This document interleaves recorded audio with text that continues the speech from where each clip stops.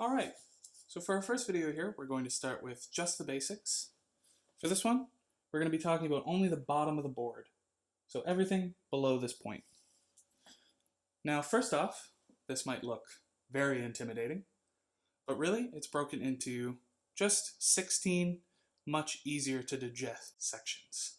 So, for the first one here, this little volume slider here is referred to as a fader. And this whole strip is just called a fader strip. Also worth noting for later is this block of 8 is what's called a fader bank. And we'll show how to switch between different banks later.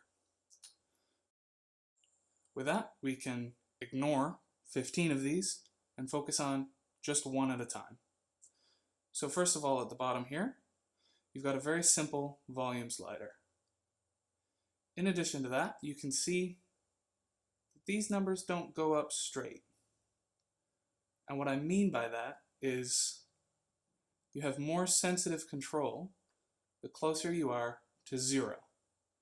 So at 0, you have very fine-grained control of your volume, and as you get lower, things move closer and closer together.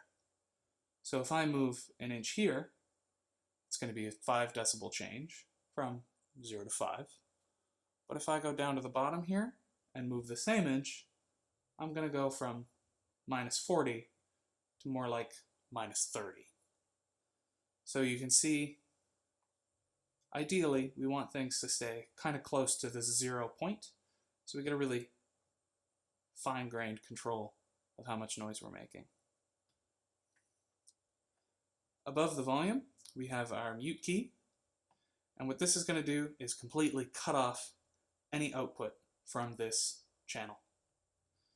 So as long as this mute is red, the piano won't make any noise. It won't send to any of our monitors. It won't send out to the house. This is a great key for if you're going to unplug a wire and it's going to make a loud pop. You want to make sure that mute is lit up first. Above that, you can see a little display with just some information about what you're affecting. So right now this fader strip is assigned to channel 1, or, as you can see, the piano. And those labels are just written by us to give you a little more information about what you're controlling. Up here, the solo button is for the headphones. I'll cover that in a later video.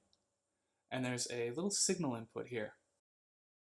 And then this select button assigns all of that stuff I told you we weren't going to talk about to this channel.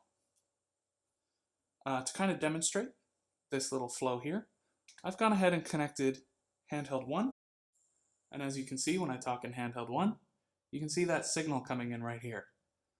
This helps you identify which mic someone's talking on. So for example, if I was up front and you couldn't see that I was holding handheld 1, you would be able to tell just by looking at this little green indicator here. And finally, like I promised, I'm going to tell you how to switch this bank over to find our other channels and walk you through our setup as well.